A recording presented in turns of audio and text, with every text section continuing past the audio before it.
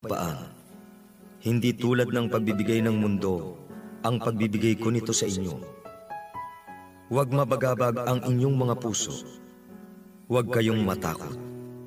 Narinig ninyong sinabi ko sa inyo, paalis ako, subalit pabalik ako sa inyo.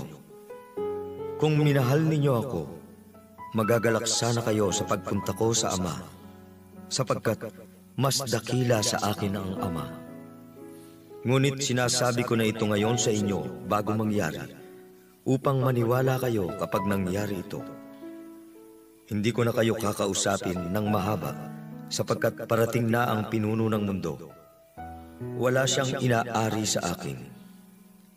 Ngunit dapat malaman ng mundo na mahal ko ang Ama, at kung anong iniutos sa akin ng Ama, ito mismo ang aking ginagawa.